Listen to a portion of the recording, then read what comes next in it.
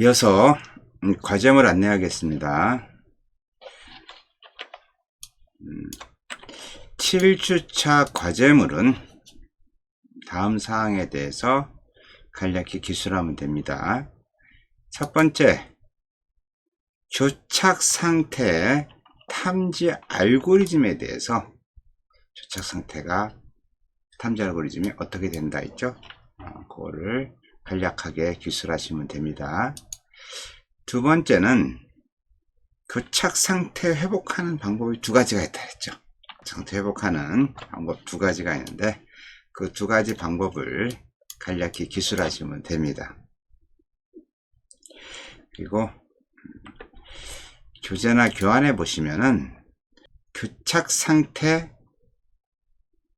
회복에 따른 우선순위가 있어요. 교재하고 교환해 보시면은 교착 상태 회복 우선순위에 대해서 여러분들이 기술하시면 됩니다. 그리고 네 번째는 우리 기하 상태 때 배운 식사하는 철학자의 문제점에 대해서 얘기했죠.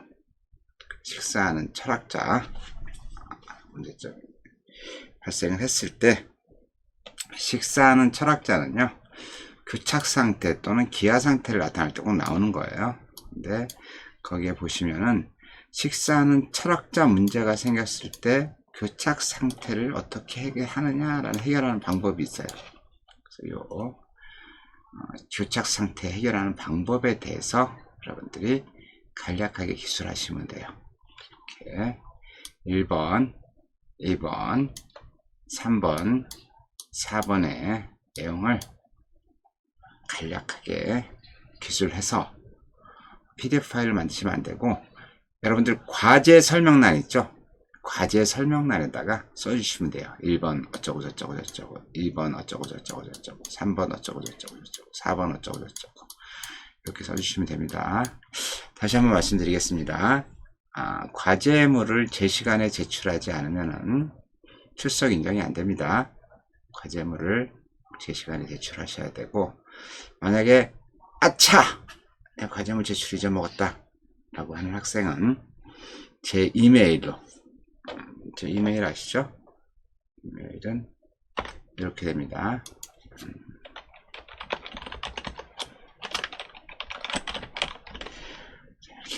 bigdoll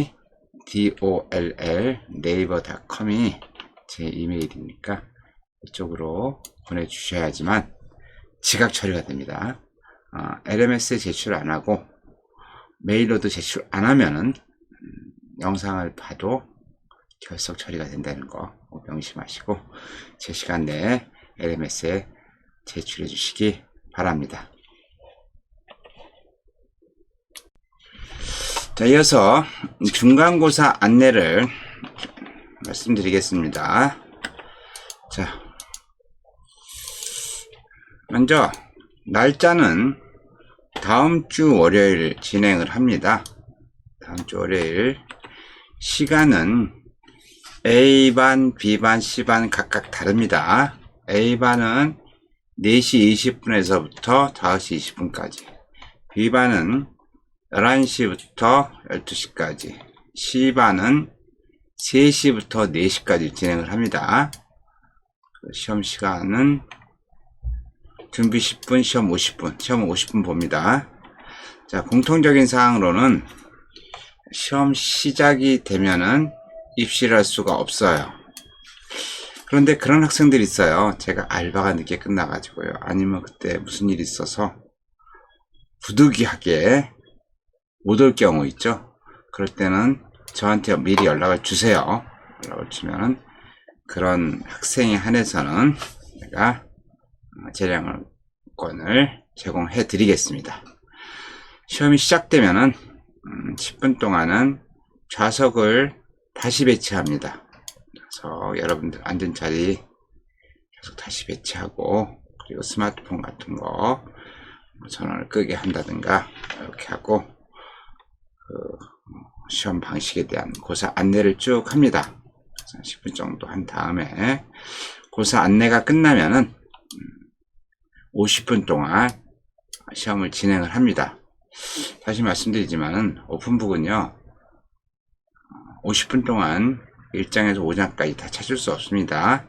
미리 반드시 공부해 놓으셔야지만 좋은 점수를 받을 수 있습니다. 자, 장소는 우리 지금 수업한 거 있죠? 7401 강의에서 진행을 합니다. 시험 방법은요, 오픈북으로 진행을 합니다. 여러분들 의견을 물어보고 해야 되는데 비대면인데 어떻게 물어보겠어요, 그죠? 그래서 이번에 그냥 오픈북으로 보겠습니다. 오픈북은 모든 게 다 되는 게 아니라 교재 또는 재본된 교환입니다. 재본된 교환 또는 재본된 노트, 묶여 있어야 된다는 겁니다. 묶여. 교환이 있는데 낱장으로 돌아다닌다. 그러면 그거는 부정행위로 간주를 합니다. 그리고 노트도 마찬가지입니다. 저희가 노트 필기한 건데요. 노트 필기한 것도 반드시 묶여 있어야 됩니다. 낱장으로 왔다 갔다 하는 거는 무조건 부정행위로 간주할 테니까 조금 명심하시고 재본 또는 묶어 가지고 오시기 바랍니다. 그리고 시험 범위는요, 오늘 배운 데까지 1장에서부터 5장까지 진행을 합니다. 1장 컴퓨터 시스템 소개, 2장 운영체제 소개, 3장 프로세스와 스레드, 4장 병행 프로세스와 상호 배제, 5장 교착 상태와 기하 상태, 총 5장까지 중간고사를 진행합니다. 출제 유형은 어떻게 하냐면요, 일단 주관식이 있습니다. 주관식 점수가 15점 이렇게 되는데, 지문을 보고 다이어그램을 그리세요. 아니면 선행 그래프를 그리세요. 이런 식으로 나올 수가 있고, 우리 배웠죠? 병행 프로세스 처리하는 알고리즘, 그 조인문을 사용해서 또는 파 비긴 파 엔드문으로 사용해서 다음에 선형 그래프를 표현하세요. 이렇게 나오겠죠. 주관식. 그 다음에 서술형, 뭐뭐뭐의 장단점을 쓰세요. 아니면 뭐뭐뭐와 뭐뭐의 차이점을 쓰세요. 이런 거. 그 다음에 단답형이 있고, 그 다음에 사지선다형 있죠. 우리 기사시험 문제 형식으로 나오는 거, 4개 중에 하나 고르는 거, 이렇게 시험은 진행됩니다. 시험 관련돼서 궁금한 사항이 있는 학생은 아까 전화번호 알려드렸죠. 그 전화번호로 문자를 주세요. 문자 사전에 당일날 뭐가 안 됐습니다 이렇게 하면 제가 스트레스 받아서 안 되니까 반드시 사전에 중간고사 관련돼서 궁금한 사항이 있으면은 문자를 주시면은 제가 답변을 해드리겠습니다. 이어서 운영체제 1장에서부터 5장까지 정리를 한번 하겠습니다. 챕터 1번 컴퓨터 시스템의 소개. 먼저 컴퓨터 시스템에 대해서 얘기를 했죠. 컴퓨터 하드웨어는 프로세서, 메모리, 주변 장치로 구성되어 있고, 이를 뭘로 연결한다? 시스템 버스로 연결을 한다. CPU, 메모리, 그 다음에 주변 장치들. 보조기억 장치도 주변 장치 해당되죠. 그래서 시스템 버스, 데이터 버스, 주소 버스, 제어 버스로 구성이 된다. 자, 그렇다면 CPU는 어떻게 되어 있느냐? CPU는 프로세서 안에 레지스터, 산술 논리 연산 장치, 제어 장치 이렇게 만들어져 있다. 그래서 이 CPU 안에 각각의 데이터 이동은 내부 버스에 의해서 제어 장치에서 레지스터, 레지스터에서 연산 장치, 제어 장치에서 연산 장치 이렇게 데이터가 흘러간다. 프로세서 레지스터를 분류하는데 3가지 분류가 있다 그랬어요. 용도에 따른 분류. 그 다음에 정보 변경 가능 여부에 따른 분류. 그 다음에 저장하는 정보의 종류에 따른 분류. 그래서 용도에 따른 건 전용이냐 범용이냐, 정보 변경은 사용자 가시 레지스타냐 불가시 레지스타냐. 요게 이제 시험 문제 요게 자주 나온다 그랬어요. 요게 사용자 가시 레지스타는 사용자가 정보를 바꿀 수 있는 거, 사용자 불가시 레지스타는 사용자가 정보를 변경할 수 없는 거. 그리고 저장하는 정보의 종류에 따라서는 데이터, 주소, 상태를 저장하면서 구분한다고 말씀드렸어요. 여기 이제 정보 변경 가능 여부에 대해서 좀 더 세부적으로 들어가면, 사용자 가시 레지스타는 운영체제와 사용자 프로그램을 이용해 정보 변경이 가능한 것을 사용자 가시 레지스타라고 얘기한다 그랬어요. 종류는 DR, 그 다음에 AR, 어드레스 레지스타, 그래서 기준 주소 레지스타, 인덱스 레지스타, 스택 포인트 레지스타, 이런 것들은 사용자가 정보를 수정할 수 있다는 얘기예요. 그다음에 사용자 불가시 레지스타는 이런 식으로 운영체제만 컨트롤할 수 있는 겁니다. 프로그램 카운터, 명령어 레지스터, 어큐뮬레이터, 메모리 주소 레지스터. 주소 레지스터는 가시 레지스터예요. 근데 메모리 주소 레지스터는 불가시 레지스터예요. 메모리 버퍼 레지스터. 프로세서가 메모리 읽거나 메모리 저장을 자체를 보관하는 레지스터예요. 이거는 사용자 불가시 레지스터입니다. 그래서 프로세서는 이런 식으로 프로그램 카운터, MAR, IR, MBR, ACC, DR 등 이런 식으로 만들어져 있어서 시스템 포스를 통해서 메모리와 소통을 한다. 그리고 이제 컴퓨터 하다 보면 맨날 나오는 게 메모리 계층 구조라는 거예요. 메모리 계층 구조는 여기 있는 것처럼 가격이 비싸고 속도가 빠른 거, 가격이 저렴하고 속도가 느린 거, 그 대신 용량은 굉장히 큰 거, 이렇게 피라미드 구조가 돼 있어 가지고 요거 사용 가능한 데이터를 보관하는 가장 빠른 메모리에 비싸잖아요. 얘를 어떻게 하면 효율적으로 많이 사용할 수 있을까라고 하는 게 운영체제의 발전 역사죠. 역사, 효율성이라고 하는 거. 그래서 이거에 대해서 한번 알아볼게요. 일단 레지스터, 메모리 중에서 가장 빠르고 가장 비싼 거, 프로세서가 데이터를 보관하는 가장 빠른 메모리를 레지스터라고 얘기하고요. 메인 메모리는 프로세서에 있는 게 아니라 프로세서 외부에 있어요.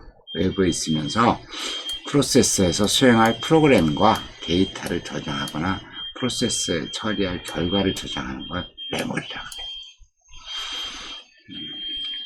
메인 메모리를 한글로는 주기억장치, 1차 기억장치라고 이야기합니다. 그래서 프로세서가 있고 주변 장치가 있으면 이 메인 메모리가 중간에 매개체 역할을 해서 이렇게 올 수 없다 그랬어요. 이렇게 갈 수 없다 그랬어요.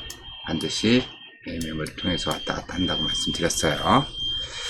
자, 메인 메모리 관리하기 위해서는 논리적 주소하고 물리적 주소가 있어요.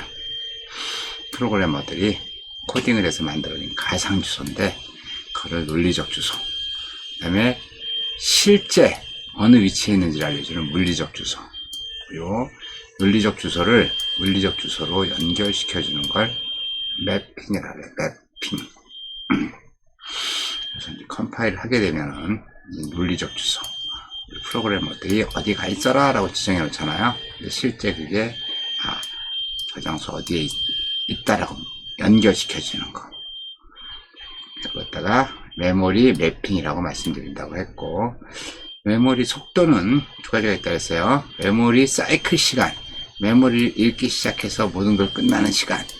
메모리 접근 시간은 메모리를 읽어가지고 메모리에 딱 들어가려고 할 때까지 시간을 메모리 접근 시간이라고 얘기한다.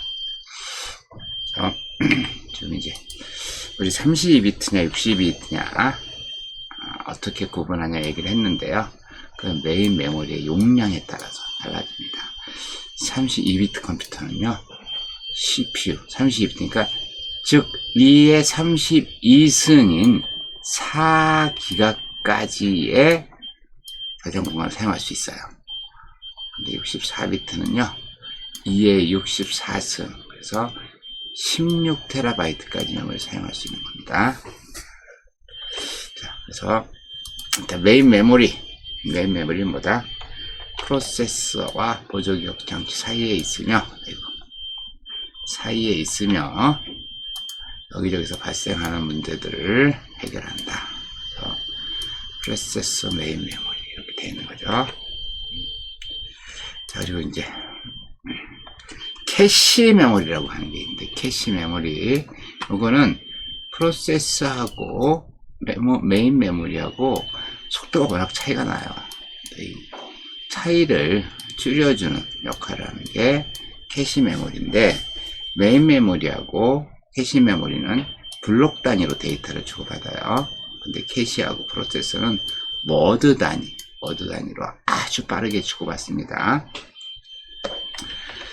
그래서 이제 캐시 메모리라는 얘기가 나오면 꼭 나오는 얘기가 캐시 히트율, 캐시 미스율 이런 게 나와요. 캐시 히트율은 프로세서가 참조하는 정보가 캐시에 있느냐 없느냐. 캐시 없다 그러면 실패, 캐시 있다 그러면 캐시 히트, 이렇게 보는 거예요. 내가 CPU가 있고 캐시가 있고 메모리가 있을 때 내가 명령어를 실행하는데 여기에 있는 것이 빠르겠죠. 컴퓨터 성능을 효율적으로 사용하는 굉장히 중요한 정보가 되겠죠. 그리고 이제 메모리를 사용하다 보면 늘 나오는 얘기가 공간적 지역성이라는 얘기가 나오고 시간적 지역성이라는 얘기가 나온다 그랬어요. 공간적 지역성은 무슨 얘기냐면 사용한 메모리 쪽 그 근처를 또다시 사용하는 걸 공간적 지역성. 시간적 지역성은 최근에 사용한 정보를 다시 사용하는 것을 시간적 지역성이라고 얘기한다 그랬어요. 이어서 버스에 대해서 알아보겠습니다. 버스는 프로세서와 메인 메모리와 주변 장치 간의 데이터를 서로 이동시켜주는 걸 버스라고 얘기합니다. 그래서 버스의 종류는 데이터 버스, 주소 버스, 제어 버스라는 게 있다고 말씀드렸어요. 컴퓨터의 작업 처리 순서는 이렇게 되는 거고, 명령어와 데이터는 이렇게 구성되어 있다. 명령어는 이런 식으로 구성되어 있어요. 명령부가 있고 주소부가 있다. 명령부에는 연산부호가 있고 주소부에는 피연산자들이 있다. 연산부호를 오피코드라고 얘기한다. 피연산자는 오퍼랜드라고 얘기하는데 연산할 데이터의 정보가 들어가 있다. 이렇게 말씀드렸고요. 이런 식으로 이거는 연산부호하고 피연산자 1, 2, 이건 피연산자가 있는 거 이렇게 만들어진다 그랬어요. 그리고 명령어 주소는 이렇게 직접 주소와 간접 주소가 있는데, 직접 주소는 데이터가 있는 레지스터의 메모리를 주소를 지정하는 거, 간접 주소는 메모리 주소 정보를 지정하는 거, 이렇게 된다 그랬어요. 이 모드가 하나가 있어가지고 이게 0이면은 직접 주소, 이게 1이면은 간접 주소입니다. 그래서 직접 주소는 그 위치 00010, 이걸 여기 이제 9번이죠. 여기 1001은 9잖아요. 갔더니 거기에 있는 데이터가 실제 데이터다. 여기에 직접 주소. 이거는 가서 거기에 있는 데이터에 있는 주소에 갔을 때 있는 데이터가 진짜 데이터다. 간접 주소. 명령어 실행 과정은 명령어 인출, 해석, 프로그램 카운터 변경, 피연산자 연출, 명령어 실행, 결과 저장, 이런 순으로 진행을 한다고 말씀드렸어요. 그래서 시작을 했으면은 인출하고 실행하고 계속 반복되다가 종료가 된다. 실제 명령어 사이클은 인출, 간접, 인터럽트 실행, 이렇게 네 가지 사이클이 있다. 인출 사이클은 끄집어내는 거, 실행 사이클은 실행하는 거, 간접 사이클은 실제 주소에 가서 데이터를 가져오는 거, 인터럽트는 컴퓨터 외부에서 발생하는 예기치 못한 사건을 인터럽트 사이클이라고 이야기한다. 그래서 인출 사이클은 이런 식으로 진행이 된다고 말씀드렸어요. 이 순서로. 그리고 간접 사이클은 이 순서로 진행이 되고, 인터럽트 사이클은 이렇게 진행이 되고, 인터럽트 요청 회선이 있는데, 회선이 두 가지가 있다. 단일 회선이 있고 다중 회선이 있다 라는 말씀을 드렸고, 인터럽트 처리는 이런 식으로 진행이 된다 라는 말씀 드렸죠. 이어서 제2장 운영체제의 소개에 대해서 말씀드리겠습니다. 2장 섹션 1 운영체제의 개념과 발전 목적은 우리 컴퓨터의 4대 구성 요소, 사용자, 소프트웨어, 하드웨어에 대해서 말씀을 드렸죠. 여기 이제 데이터가 있다고 그랬는데, 사용자가 있고 하드웨어가 있고 소프트웨어들이 있는데, 이 사용자와 하드웨어 간에 소프트웨어를 원활하게 사용할 수 있도록 해주는 게 운영체제다, 이런 말씀을 드렸어요. 그래서 운영체제의 정의가 있고 쭉 얘기를 하는데, 지금 비대면 강의 시간이 너무 오버돼서 여러분들 집중도가 떨어질 것 같아요. 그래서 이번 챕터 1장에서부터 5장까지 요약 정리하는 거는 여기까지만 하는 걸로 하고, 나머지 2장, 3장, 4장, 5장은 여러분들이 좀 정리하면서 공부를 하는 게 좋을 것 같습니다. 다 해드릴까요? 제가 볼 때는 비대면 강의 시간 집중도가 있는데, 제가 볼 때는 30분 이상이 되면 집중도가 떨어져서 효과가 없을 것 같아요. 그러니까 여기까지만 할 테니까 나머지 한번 쭉 정리하셔가지고 시험 중간고사 모두 100점 맞기 바랍니다.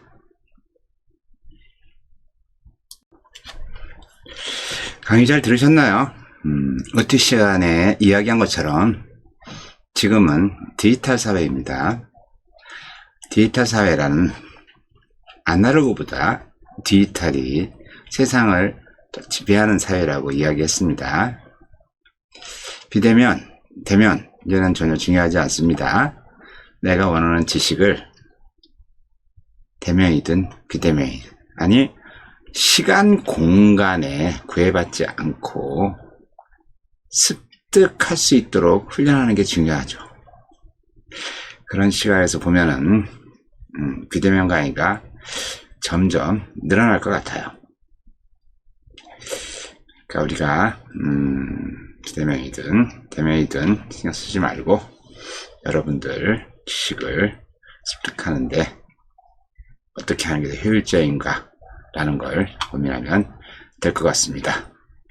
그리고 제 시험은 오픈북이 기본이라고 말씀드렸는데, 오픈북 얘기하면은 대부분의 학생들이 착각을 하는 것 같아요. 오픈북은 공부 안 해도 된다. 절대 아닙니다. 오픈북은 공부를 더 많이 해야죠. 공부를 더 많이 하되 외우지는 말라는 겁니다. 외우지 말고 이해하는 공부를 해라. 시간이 무한정 주어지면은 여러분들 말씀하신 대로 공부 안 해도 돼요. 시험 시간에 와서 일일이 책 보면서 찾으면 되겠죠. 그런데 시험 시간이 정해져 있잖아요. 50분 안에 그 내용들을 다 찾아서 기록을 해야 되는데 공부 안 하고 그게 과연 될까요? 제가 볼 때는 안 돼요. 그러니까 어떻게 해야 돼요? 공부 정말 빡시게 해가지고 내가 그 내용을 다 이해한 다음에 거기다가 인덱싱, 뭐 견출시를 붙이면 좋겠죠. 견출시를 붙여가지고 지문이 나오면 이건 어디서 찾으면 되는구나. 지문이 나오면 이건 여기 이 얘기하는 거지. 그래서 지문을 보시고 바로 그 키워드를 찾을 수 있게 인덱싱 해야지만 만점을 받을 수 있습니다. 공부 안 하면 여러분 반도 못 씁니다. 여러분 공부 열심히 하시고, 저는 중간고사는 여러분들 90점 이상 85점 이상 나오게 아마 시험 문제를 내려고 그래요. 근데 문제는 여러분들이 공부를 해야 되는 거죠. 안 하면 뭐 85점은 커녕 60점도 안 되는 거니까 여러분들 공부 빡시게 하시고, 어차피 교재 안에서 나오는 거니까 여러분들 교재 안에 있는 것들을 다 이해하면은 제가 볼 때는 충분히 만점 받을 수 있다고 생각합니다. 아시겠죠? 자, 어쨌든 다음 주 고사장에서 봬요. 안녕.